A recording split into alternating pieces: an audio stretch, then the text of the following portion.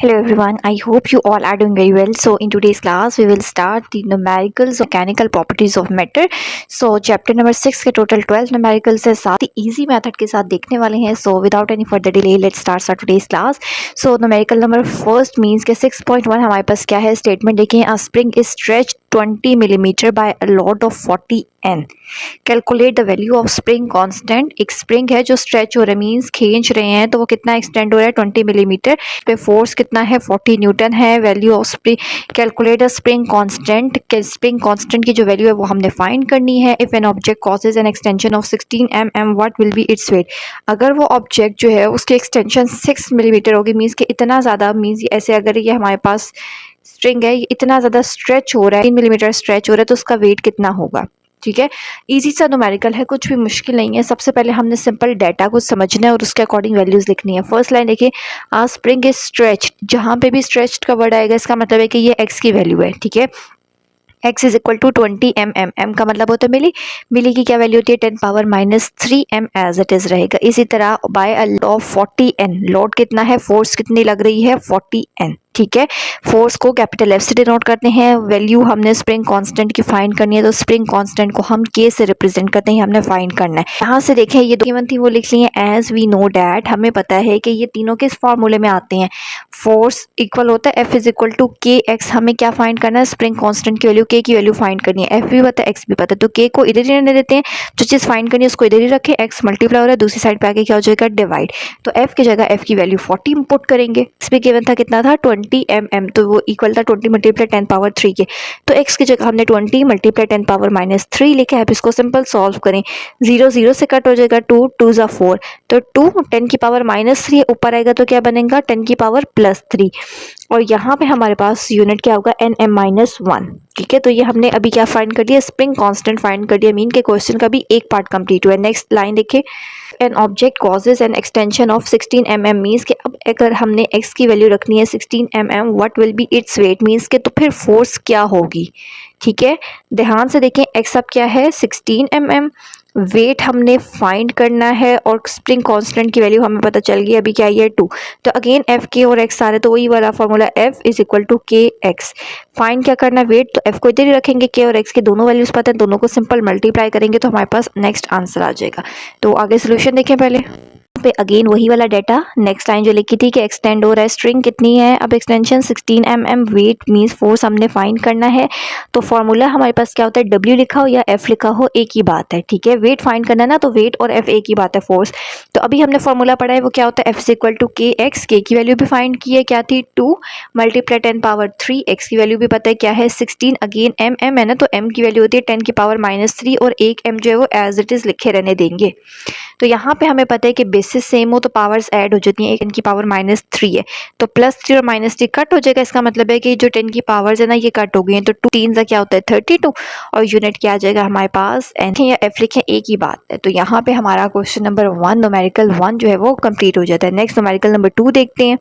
Numerical 2 की statement क्या है, the mass of 5 litres of milk is 4.5 kg. Find its density in SI unit. Simple क्या करना है, लीटर लिखा हुआ है, इसका मतलब है कि हमारे पास मास ऑफ मिल्क कितना है 4.5 मीन्स मास को स्मॉल m से डिनोट करते हैं, वो 4.5 kg है. 5 लीटर्स इसका मतलब है वॉल्यूम कितना है 5 लीटर्स. तो लीटर्स को जब हम कन्वर्ट करेंगे तो हमारे पास 1 लीटर इक्वल होता है 0.01 m³ के. इसको याद रख लेना है. ठीक है, तो 5 को आपने 0.01 से मल्टीप्लाई करना, सो यू गेट 0.005 और m³ जो है वो एज इट इज आ जाएगा. इसी तरीके से फाइंड क्या करना है, फाइंड डेंसिटी. तो डेंसिटी को d से रिप्रेजेंट करते हैं. तो ऐसा कौन सा फॉर्मूला है जिसमें डेंसिटी मास एंड वॉल्यूम आता है, सिंपल डेंसिटी का formula d is equal to m/v. तो यहाँ पे मैंने फार्मूला लिखा है, m की वैल्यू भी पता है 4.5 kg, v की वैल्यू भी पता है 0.05 m³. तो 4.5 को 0.05 के साथ डिवाइड करें, kg एज इट इज़. यहाँ पे m³ है मीन्स m की पावर +3 है, ऊपर आएगा तो क्या हो जाएगी पावर -3. तो नेक्स्ट हमने सिंपल क्या करना है, ऐसे यूनिट की फॉर्म में लिखना है. तो मीन्स कि आपने क्या करना है, जब भी हम पॉइंट 900 लिखा हुआ है ना, ऐसे देखें 900 लिखा है, पॉइंट यहाँ है, जब पॉइंट कहाँ लेकर आना है, यहाँ पॉइंट है, जब ये पॉइंट यहाँ से 9 से पहले आएगा तो क्या बन जाएगा 0.900. कितने नंबर सम आ गए हैं 1 2 3, पीछे की तरफ आ रहे हैं तो 10 की पावर 3. ठीक है, so kgm minus 3 as it is आ जाएगा। और हम सिंपल इसको कैसे लिखते हैं, बाद वाले जीरो को लिखने की ज़रूरत नहीं है, सिंपल 0.9 मल्टीप्लाई 10 पावर 3 और kgm power minus 3। So numerical number 2 भी यहीं भी कंप्लीट हो जाता है। नेक्स्ट न्यूमेरिकल 3 देखते हैं। न्यूमेरिकल नंबर 3 की स्टेटमेंट क्या है, when a solid of mass 60 gram is lowered into measuring cylinder the level of water rises from 40 centimetre to 44 centimetre. क्या क्या गिवन है, मास गिवन है 60 gram, the level of water rises from 40 centimetre cube. Cube लिखा है ना, इसका मतलब है कि ये वॉल्यूम है। दो वैल्यूज दी हुई हैं, तो एक को V1 कहते हैं और एक को हम सिंपल क्या कह देंगे, V2। मैस गिवन था ग्राम में, केजी में कन्वर्ट करना होता है, तो सिंपल क्या करते हैं, 1 ग्राम इक्वल होता है 10 की पावर माइनस 3 के। ग्राम से केजी में जा रहे हैं ना, तो सिंपल 10 की पावर माइनस 3 केजी लिख लेंगे। क्या फाइंड करना है, calculate the density of the solid. तो डेंसिटी का फॉर्मूला हमें सिंपल पता है कि D is equal to M by V। M भी पता है, लेकिन V की एक वैल्यू होनी चाहिए, यहाँ पे दो वैल्यूज हैं, तो जब दो वैल्यूज होंगी तो हमने उनका डिफरेंस ले लेना है, तो सिंपल V आ जाएगा। डिफरेंस का क्या मतलब है, कि सिंपल V का क्या मतलब है, V2 माइनस V1। बड़ी वाली वैल्यू में से छोटी वाली वैल्यू को माइनस करना है, 44 में से 40 को माइनस करना है, आंसर क्या आएगा 4। वॉल्यूम का यूनिट क्या होता है, सेंटीमीटर क्यूब। फर्दर हम सेंटीमीटर की क्या वैल्यू होती है, सेंटी की वैल्यू होती है 10 की पावर माइनस 2, और मीटर और ये जो क्यूब लिखा हुआ है, ये क्यूब हमने ब्रैकेट के बाहर एज इट इज लिख देना है, ठीक है। इसी तरीके से 4 10 की पावर माइनस 2 को 3 से मल्टीप्लाई करेंगे तो 2 3 6, और m पे भी क्यूब है, वो एज इट इज आ जाएगा। अब हमारे पास v की एक वैल्यू आ गई है, m की भी एक वैल्यू है। अब हम सिंपल डेंसिटी का फॉर्मूला अप्लाई कर सकते हैं। तो डेंसिटी का फॉर्मूला क्या होता है, D is equal to M by V। हमने क्या फाइंड करना है, यहाँ से हमने सिंपल D फाइंड करना है।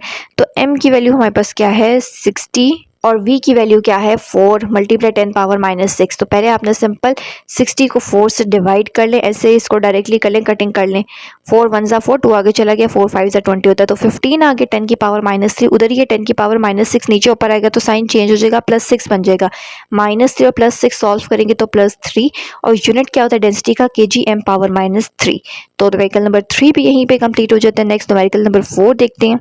न्यूमेरिकल नंबर 4 देखें, a block of density 8 multiply 10 power 3 kgm power minus 3। Density की वैल्यू गिवन है, वो हमने यहाँ लिख ली है, has a volume of 60 centimetre cube. V given है 60 centimetre cube. Find its mass, mass हमने फाइंड करना है। तो सबसे पहले वॉल्यूम गिवन है 60 सेंटीमीटर क्यूब, तो सेंटी की वैल्यू क्या होती है, 1 सेंटीमीटर इक्वल होता है 10 पावर माइनस 2 मीटर के। तो 1 सेंटीमीटर की जगह मैंने लिखना है 10 पावर माइनस 2 मीटर, और जो पावर 3 बाहर लिखा है वो एज इट इज़ लिख देना है। 60 as it is, 10 as it is, minus 2 को 3 से मल्टीप्लाई करेंगे तो माइनस 6। m पे भी क्यूब ले लेना है, तो m पे आपके पास सिंपली ऐसे क्यूब आ जाएगा, ठीक है। फाइंड क्या करना है हमने, फाइंड इट्स मास, तो वो मास हमने आगे लिख लिया है। अब ऐसा फार्मूला जिसमें डेंसिटी, मास एंड वॉल्यूम तीनों चीज़ें आती हैं, तो हमें पता है D is equal to M by V। अभी प्रीवियस क्वेश्चंस में भी किया है। तो यहाँ से हमने मास फाइंड करना है, मास को इधर ही रखना है, ये वॉल्यूम डिवाइड हो रहा है, सामने वाली साइड पे आके क्या हो जाएगा, मल्टीप्लाई। D की जगह D की वैल्यू रखें जो ऊपर क्वेश्चन में लिखी हुई है। ऊपर क्वेश्चन में लिखी हुई है V की जगह V की वैल्यू ये वाली हमने एज इट इज पुट कर लिया। अब इसको सिंपल सॉल्व करें, कैसे, 8 को मल्टीप्लाई 10 पावर माइनस 6, तो 80 यहाँ पे अगर जीरो नहीं नजर आ रहा है, ये 60 लिखा है। 8 को 60 से मल्टीप्लाई करेंगे तो 480। पावर्स को सॉल्व करें, एक 10 पावर 3 है, यहाँ पे देखें एक 10 पावर 3 है और एक 10 पावर माइनस 6 है, बेसिस सेम है, पावर्स ऐड हो जाती हैं, तो ऐड होके क्या बनेगी, 3 में से माइनस 6 करेंगे माइनस 3 kg m की पावर माइनस 3, और एक में m की पावर प्लस 3 है, तो माइनस 3 प्लस 3 से कट हो जाएगा, सिर्फ kg रह जाएगा। और हमें पता है कि यहाँ से हम क्या कर सकते हैं, पॉइंट्स की फॉर्म में अगर हमने लिखना हो तो यहाँ पॉइंट होता है, यहाँ से जब ये पॉइंट हम यहाँ लेकर आएंगे तो बीच में कितने नंबर बन रहे हैं, 3। बाद वाले जीरो को लिखने की जरूरत नहीं है, 0.48, और 10 की पावर क्या बनेगी 3, ये 10 की power minus 3 as it is, kg as it is. Last में हमने सिंपल क्या करना है, 0.48, ये वाली 10 की पावर 3 10 की पावर माइनस 3 से कट हो जाएगी, प्लस 3 और माइनस 3 ऐसे करते हैं, बेसिस सेम है, पावर ऐड होगी तो पावर कट हो जाएंगी। 3 में से 3 माइनस करेंगे 0, तो किसी भी नंबर की पावर 0 होता है 1। इस तरीके से ये वैल्यूज कट होती हैं। तो 0.48 kg is equal to m mass हमारे पास इस क्वेश्चन के लिए क्या है, 0.48 kg। सो 6.4 न्यूमेरिकल भी कंप्लीट हो गया। नेक्स्ट 6.5 देखते हैं। तो न्यूमेरिकल 6.5 क्या है, a brick measure 5 centimetre 10 centimetre 20 centimetre. Brick का मतलब होता है ईंट। If its mass is 5 kg, अगर उसका मास 5 kg है, calculate the maximum and minimum pressure which the brick can exert on the horizontal surface. तो उसका मैक्सिमम या मिनिमम प्रेशर ब्रिक का, ईंट का क्या होगा जो वो किसी हॉरिजॉन्टल सीधी सरफेस पे एक्सर्ट करेगी, लग रही होगी, ठीक है। सो अब सोल्यूशन देखें क्या क्या चीज़ें गिवन है और क्या क्या फार्मूला हम इस पर अप्लाई कर सकते हैं। हमारे पास सबसे पहले क्वेश्चन में वॉल्यूम गिवन था, वो मैंने यहाँ पे लिख लिया है। मैस गिवन था, ब्रिका कितना है 5 kg। ये दो चीज़ें फाइंड करनी है, एक मैक्सिमम प्रेशर और एक मिनिमम प्रेशर।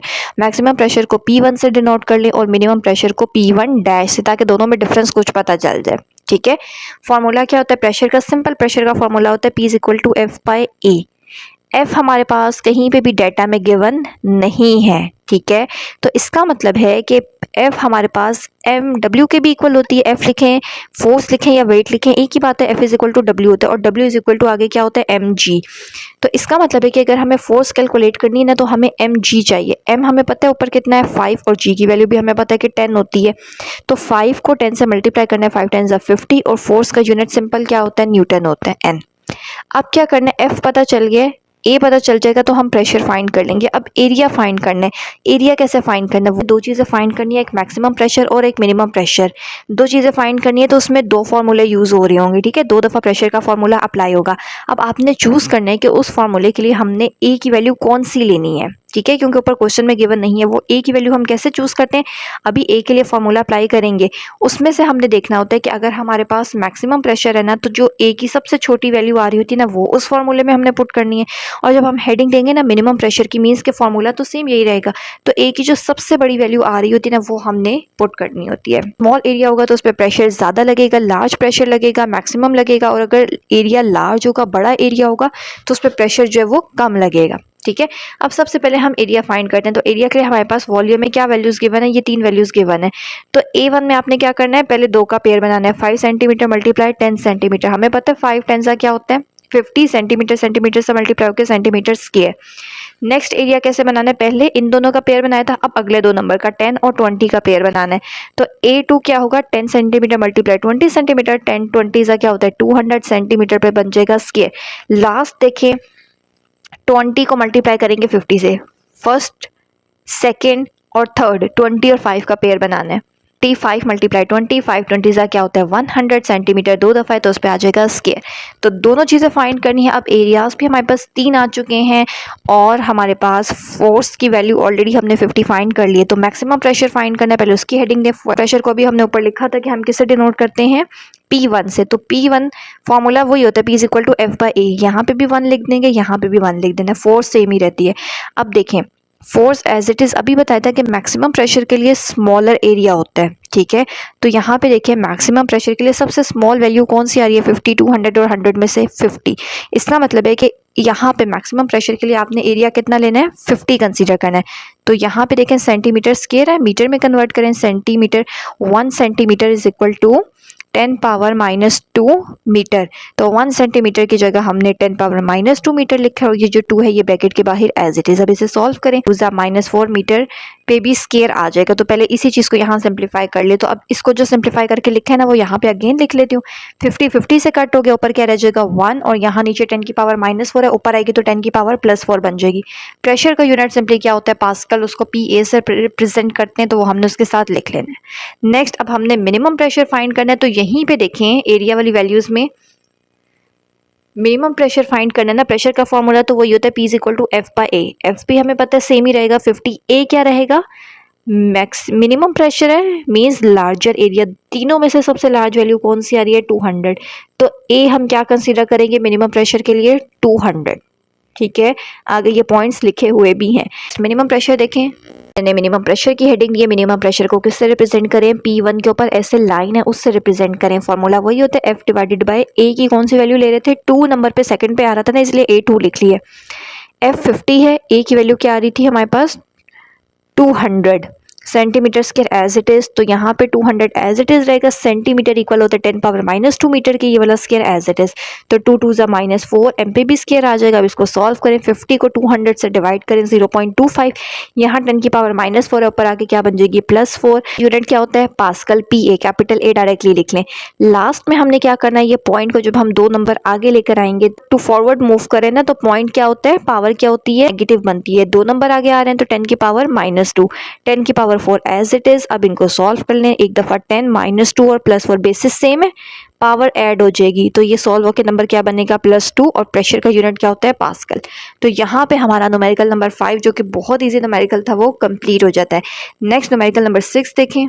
इसकी स्टेटमेंट क्या है, what will be the height of the column in barometer H हमने फाइंड करना है at sea level if mercury if placed by water of density 1000 kg where the density of mercury is 13.6 multiplied 10 power 3 kg per cube। क्या क्या चीज़ें given है, दो चीज़ें given है। सबसे पहले तो बहुत सिंपल सा क्वेश्चन है, जैसे जैसे डाटा लिखा है ना उसको पहले एज इट इज़ लिखते हैं। डेंसिटी ऑफ वाटर गिवन है 1000 kg पर क्यूब, वो मैंने लिख लिया। फिर डेंसिटी ऑफ मर्करी भी गिवन है, तो एक डेंसिटी को हम किससे रिप्रेजेंट करते हैं, इस तरह पी वाला सिंबल लिखा होता है। दो डेंसिटीज गिवन है तो एक को P1 कहते हैं और एक को P1 डैश कहते हैं, ताकि दोनों में कुछ डिफरेंस पता चल सके। दोनों की डेंसिटी हमने यहाँ पे लिख ली है। हाइट फाइंड करनी है, what will be the height of the column of barometer at sea level if mercury is replaced by water. Simple हमने हाइट फाइंड करनी है। हाइट ऑफ मर्करी क्या होता है, हाइट ऑफ मर्करी हमें पता है क्या होता है। हाइट ऑफ मर्करी है ना, तो मर्करी को हम किससे रिप्रेजेंट करें, उस नंबर पे जिससे भी रिप्रेजेंट करते हैं ना उसके ऊपर ऐसे बार होती है, तो हाइट को तो h से रिप्रेजेंट करते हैं और यहाँ पे हम सारा 1 1 ले रहे हैं, यहाँ पे भी h1 ले लेते हैं। मर्करी के लिए ऊपर बार थी तो यहाँ पे भी मर्करी के लिए मैंने ऐसे h1 पे बार लगा ले रही है। ये वाली वैल्यू याद रखनी है कि हाइट ऑफ मर्करी क्या होती है 760 mm। m की वैल्यू क्या होती है 10 की पावर -3 m। और हमने हाइट ऑफ वाटर जो है वो फाइंड करना है। यही लिखा हुआ है कि what will be the height of the column of barometer at sea level if mercury is replaced by water. ठीक है, तो हाइट ऑफ वाटर हमने फाइंड करना है। अब डेंसिटी ऑफ वाटर क्या था, ρ1 मीन्स के सिंपल जिससे भी रिप्रेजेंट करते हैं डेंसिटी को P से और वाटर को हम सिंपल 1 से कह रहे हैं, तो हाइट ऑफ वाटर क्या होगा, सिंपल हाइट को h से और वाटर को सिंपल 1 से। इस मैंने यहाँ पे लिखा हाइट ऑफ वाटर फाइंड करना है, h1 यानी कि फाइंड करना है। तो सिंपल फॉर्मूला क्या होता है, दो डेंसिटीज हैं, दोनों डेंसिटीज को इक्वल रख लेना, मीन्स के P1 is equal to P1 dash equal होता है हमारे पास ρ1 GH1। इसी तरह P1 डैश भी, असल में तो P का फॉर्मूला दोनों के लिए सेम होता है ना, ρGH होता है। ठीक है, यहाँ पे 1 है तो रो के साथ भी और h के साथ भी 1, और यहाँ पे 1 के ऊपर डैश है तो यहाँ पे भी 1 के साथ डैश, और यहाँ पे भी हमने हाइट ऑफ वाटर को किससे रिप्रेजेंट कर रहे थे, h1 डैश से। अभी h1 डैश हमने एज इट इज रखना है। हमने सिंपल क्या फाइंड करना है, हाइट ऑफ वाटर जो h1 है, h1 को इधर ही रखते हैं। ये दोनों नंबर्स ρ1 G मल्टीप्लाई हो रहे हैं, दूसरी साइड पे आके डिवाइड होंगे। भी G है, नीचे भी G है, G से कट हो गया। यहाँ पे मेरे पास सिंपल क्या रह जाएगा, ρ1 डैश h1 डैश, और नीचे डिवीजन में क्या है, सिंपल ρ1। तीनों की वैल्यूज पता है, ये तीनों की वैल्यूज सिंपल मैंने यहाँ पे ρ1 डैश की पुट की है, h1 डैश की पुट की है और ρ1 की पुट की है। 10 की पावर +3 -3 से कट हो जाएगा। 13.6 को पहले 760 से मल्टीप्लाई करें, जो आंसर आएगा उसको 1000 से डिवाइड करें तो आंसर आएगा 10.336 मीटर। तो ये हमारे पास क्या था, h1 का आंसर है, मीन्स के हाइट ऑफ वाटर है। सो यहाँ पे हमारा न्यूमेरिकल नंबर 6 जो है वो कंप्लीट हो जाता है। आई होप आपको 1 to 6 सारे न्यूमेरिकल्स अच्छे से क्लियर हो चुके होंगे। सो स्टिल कोई कंफ्यूजन है तो आप लोग कमेंट सेक्शन में लाजमी पूछ सकते हैं। सो इससे नेक्स्ट लेक्चर में हम न्यूमेरिकल नंबर 6 to 12 करेंगे, जो इसी लेक्चर का पार्ट 2 होगा। So forget to like, share and subscribe this channel and stay connected with us.